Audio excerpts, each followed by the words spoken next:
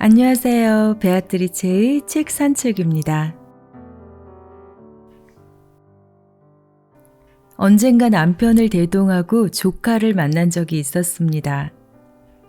어린 중학생이 감당하기에는 너무나도 벅찬 부모의 이혼을 앞두고 그래도 저보다는 남편의 언변이 좋으니 조카와 함께 이야기를 나누며 마음속 생각도 들어보고 혹시라도 그 속에 미움이 있다면 이를 이해시키고 격려하고자 만든 자리였습니다. 워낙 저를 잘 따랐고 고모부에 대한 존경심이 많은 아이라 나름 저희가 예상했던 시나리오가 있었던 자리였는데요. 막상 현실은 그 시나리오와는 전혀 다르게 흘러갔죠. 이혼을 앞둔 부모에 대한 막무가내식 투정이 아니라 어린아이라고 생각했던 조카의 어른스러운 미움과 그럼에도 그러한 부모를 속으로 이해하고 철부지 남동생을 챙기려 안간힘을 쓰는 그 모습에 저도 남편도 준비했던 말들을 할 수 없었습니다. 아이가 느꼈을 소외, 고독, 두려움을 저도 남편도 이미 경험해 본 어른이기에 아무 말 않고 조카를 바라보는 남편 앞에서 저는 훌쩍 커버린 아이를 꼭 안아주었습니다.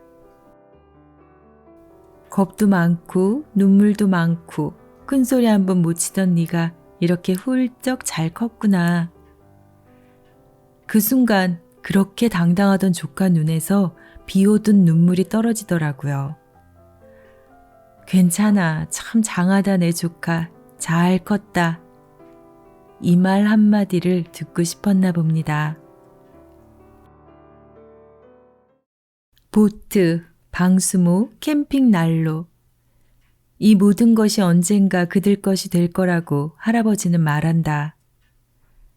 하지만 소녀는 그 어느 것도 갖고 싶지 않다. 다만 지금처럼 할아버지하고만 같이 있고 싶을 뿐. 노르웨이 시인이자 작가인 쉰네 레아가 글을 쓰고 스티안 홀레가 그림을 그린 너와 내가는 사랑하는 사람에 관한 이야기이며 그 사랑하는 사람을 잃을까봐 두려워하는 소녀의 이야기입니다. 화자는 자신과 남동생을 키운 할아버지가 머지않아 세상을 떠난다는 걸 감지하고 두려워하죠. 손녀의 얼굴에 수심이 가득 찬 것이 할아버지는 못내 마음에 걸립니다. 손녀에게 할아버지는 왜 그러느냐고 직접 물어보지 않습니다. 노를 저어 바다에 나가기를 할아버지가 제안한 것은 이러한 손녀의 마음을 무겁게 만든 것이 무엇인지 알아보고 그 마음을 풀어주고자 하는 사랑의 배려가 담겨 있습니다. 줄거리는 간단합니다. 한 어촌에 외따로 살고 있는 할아버지와 손녀, 손자가 노를 저어 바다에 나갔다가 귀가하는 하루 여정을 다루고 있으니까요. 다만 책을 읽는 내내 애틋하면서도 미소가 번졌던 이유는 작품 속의 소녀와 철부지 소년을 보며 제 조카들을 기억했기 때문이고 그들이 두려움을 극복하는 과정 속에서 어릴 적 제 모습을 추억했기 때문입니다. 새로운 해를 맞이하여 여러분에게 애틋함과 잔잔한 미소를 선물해 줄 한 소녀의 성장 이야기, 너와 내가입니다.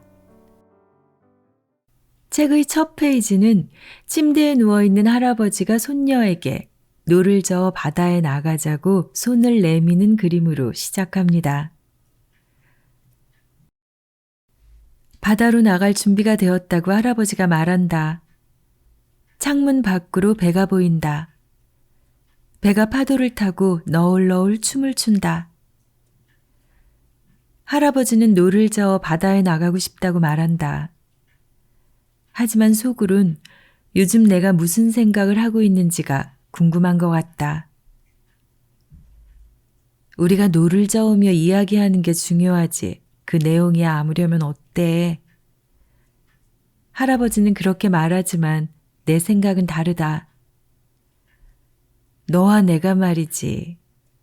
할아버지가 덧붙인다.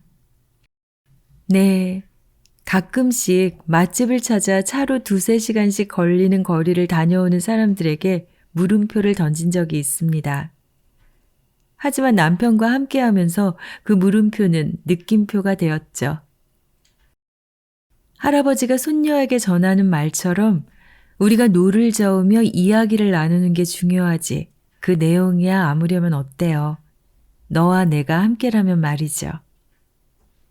때로는 과정이 결과보다 중요하고 그 과정 속에서 사랑하는 이와 함께하는 것이 얼마나 소중한지를 이렇게 나이가 들어서야 깨닫습니다.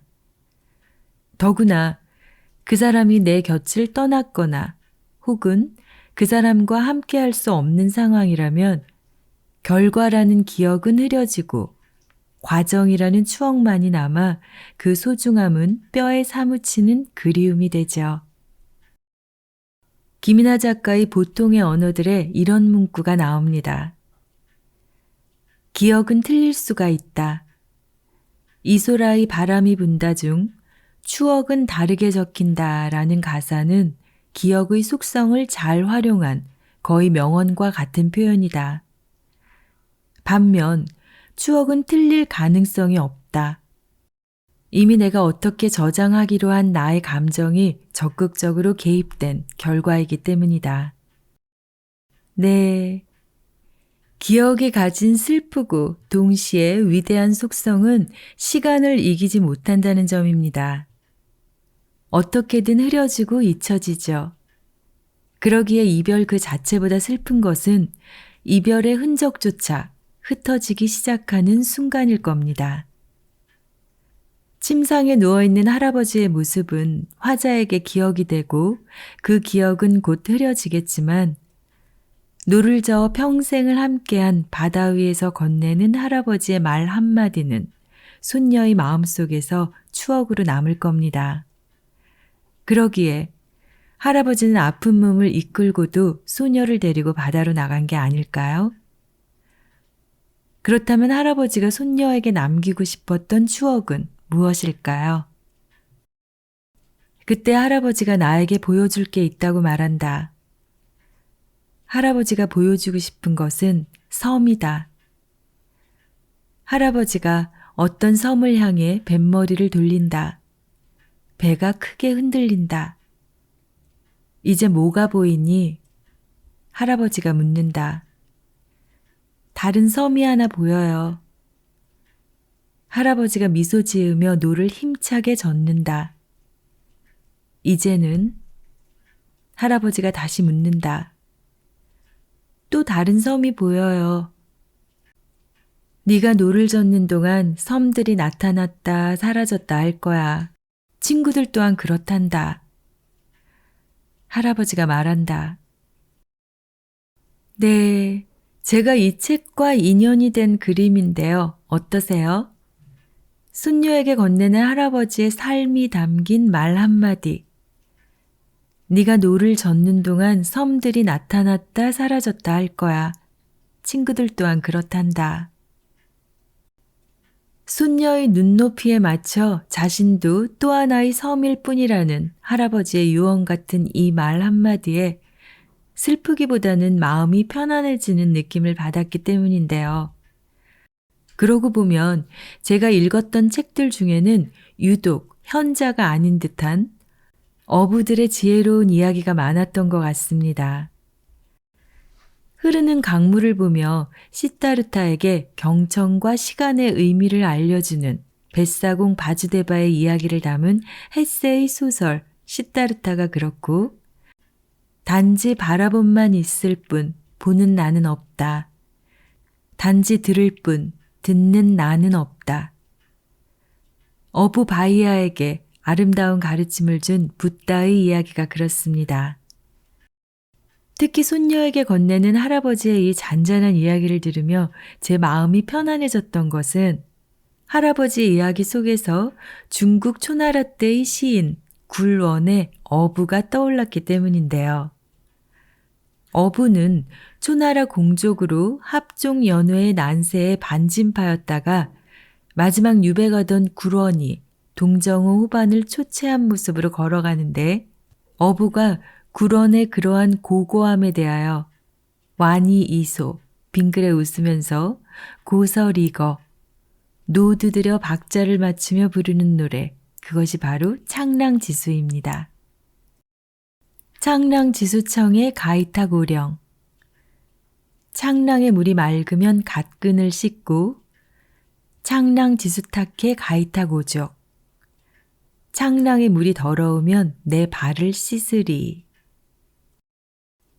할아버지가 바다 위에서 노를 저어 만나는 다양한 섬들처럼 손녀도 자신의 인생 위에서 삶을 통해 많은 친구들을 만나겠죠. 노를 젓지 않거나 어느 한 섬만 바라보고 있다면 그녀가 만날 수 있는 친구들은 그리 많지 않을 겁니다. 인생이란 바다 위에서 삶이라는 노를 저어가며 아무리 아름다운 섬이라도 이에 머물지 않고 아름답게 보낼 수 있을 때, 그게 사랑하는 사람이라도 말이죠. 삶은 그만큼 충만해질 겁니다. 더 나아가 우리 앞에 놓여진 많은 섬들을 자연의 순리에 따라 그대로 바라볼 수 있다면 우리는 앞서 붓다가 어부 바이아에게 준 아름다운 가르침을 이해할 수 있을 테고 후반의 어부가 초나라 공족인 구런에게 빙그레 웃으며 부른 창랑지수의 의미를 깨닫게 되겠죠. 시간이 지나면 손녀가 깨달을 할아버지의 교훈처럼 말이죠.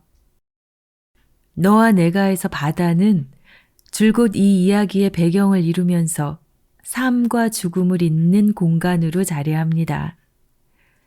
이와 관련하여 이 작품이 마지막에 철부지 남동생이 누나에게 하는 약속은 우리가 어렸을 때 한 번쯤은 경험해 봤을 우리들 추억의 한 페이지를 열어주는데요. 이러한 철부지 동생의 속 찬 약속에 저는 현실에서의 제 조카들에 대한 기억도 과거 우리들의 애틋했던 추억도 밝게 채석되는 것 같아 좋았습니다. 내가 크면 누나에게 배 한 척 만들어줄게. 동생이 말한다. 아무리 넓은 바다라도 거뜬하게 건넬 수 있는 배를 만들어줄 거야. 할아버지를 만나러 갈 수 있는 그런 배 말이야. 네. 여러분은 지금 어느 바다 위를 가고 계신가요? 누구와 함께 어느 섬을 바라보며 가고 계신가요? 삶을 변화시키는 책 한 권의 기적, 베아트리체의 책 산책이었습니다.